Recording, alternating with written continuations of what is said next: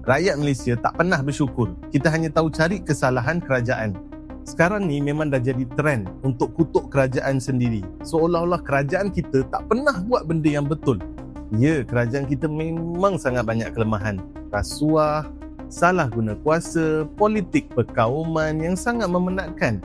I agree. Tapi kalau kita betul rakyat yang memang bersyukur dan matang, kita kena berani bercakap perkara yang benar. Sebab hakikatnya memang ada dasar kerajaan yang sangat berjaya dan memudahkan kehidupan berjuta-juta rakyat Malaysia sampai ke hari ini. Antara dasar kerajaan yang sangat berjaya, yang sangat bagus, this is in the context of comparisons dengan negara-negara luar. Kebanyakan negara-negara luar, when you compare, Malaysia's healthcare is one of the best in the world when it comes to cost. Remember, I said cost, not quality. Heart surgery, this surgery, that surgery, this treatment, that treatment, cost of medicine, drugs, dah semua sangat mahal. Everywhere around the world, medical care is very expensive. Cuba bayangkan, kalau satu hari kau accident teruk, kena cancer, atau anak kau masuk ICU. What are you gonna do? Tapi dekat Malaysia, walaupun hospital kita sentiasa penuh dan doktor kita semua kerja, bukan doktor saja, nurse, semua staf kerajaan, staf healthcare, kerja macam nak patah tulang, setiap rakyat Malaysia masih boleh pergi dapatkan very affordable treatment. Kalau nak jumpa doktor, hanya RM1 sahaja. Just RM1. Dah boleh pergi jumpa doktor dah. Tapi kalau ada benda-benda lain seperti, you nak buat treatment, nak buat surgery, they will charge you, but it's very affordable. Compared to outside, compared to swasta, compared to luar negara. We have to accept this fact. Rakyat Malaysia masih boleh buat operation, dialisis, bersalin, rawatan-rawatan yang kritikal, tapi dengan kos yang sangat rendah. Bersalin RM30-40 je, tapi dapat bed yang cantik. Dekat KL, Hospital Tunku Azizah yang baru, facilities yang gempak, everything is very nice. Tapi harga RM30-40 sahaja. What is this? Mana boleh dapat benda ni semua? Kita boleh pergi kepada government dan kita akan dijaga dengan baik. The government staff, the procedure, the SOP has improved so much. Dulu memang yes ada banyak case, but now the nurses are getting so much more training. The quality of doctors has increased. Dah naik. Kebanyakan benda, a lot has improved. So much has improved. Ramai orang tak sedar dua benda. Sistem healthcare dekat negara ni dah selamatkan berjuta-juta nyawa rakyat Malaysia dan selamatkan poket berjuta-juta rakyat Malaysia. The second thing is keamanan negara. Negara kita ni ada satu bom, iaitu 3 kaum. Dan bom ni boleh meletup bila-bila masa sahaja. Sejarah menunjukkan kepada kita yang benda ni pernah jadi dan boleh jadi. Mei 13, 1969. Benda ni pernah jadi. Dan lepas tu ada beberapa dasar kerajaan yang mencapai kestabilan kaum dan kestabilan di negara ini supaya benda ni tak jadi lagi dah. Dah tak ada dah perkara-perkara yang sangat teruk seperti rusuhan kaum di negara ini. We came close to that a couple of times, tapi tak pernah jadi rusuhan kaum yang besar. Cuba korang compare dengan negara-negara yang ada civil war. Dalam negara berperang, one group berperang dengan other group.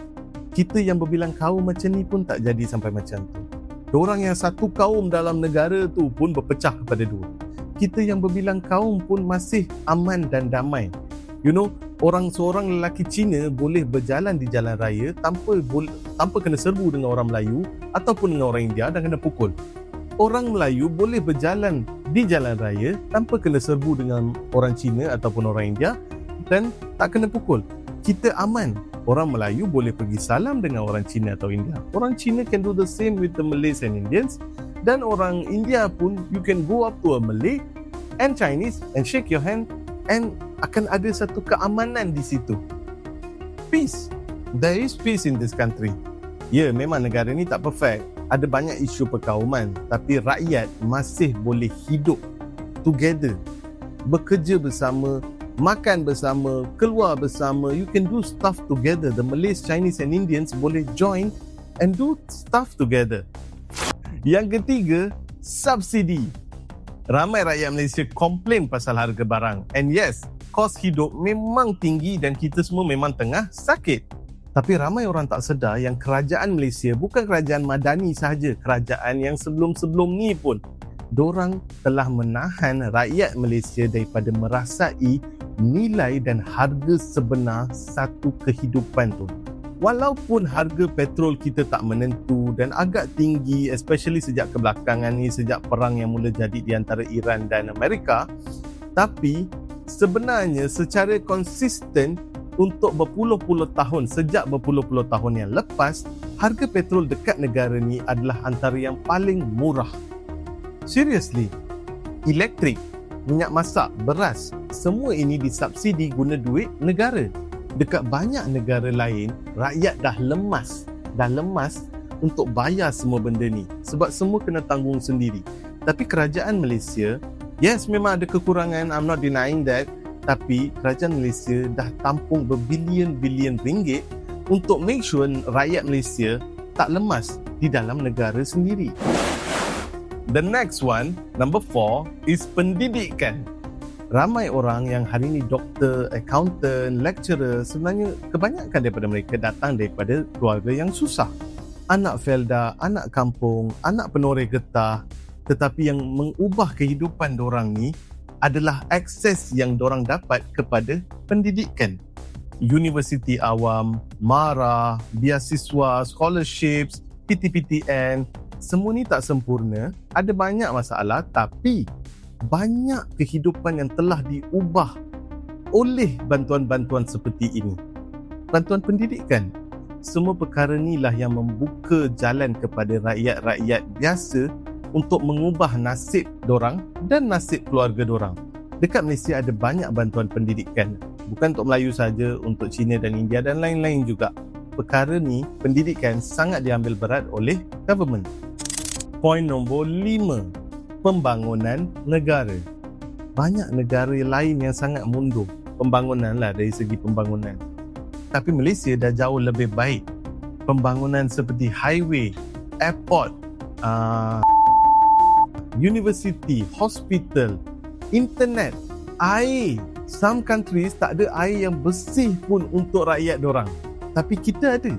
Kita negara kecil yang berjaya, kerajaan berjaya bagi semua ni kepada rakyat. The truth is, ada negara-negara yang tak ada benda-benda ni. Ada negara-negara yang tak boleh bagi internet dengan properly. Ada negara-negara yang bekalan elektrik sentiasa terputus. Ada negara-negara yang tak ada air yang bersih.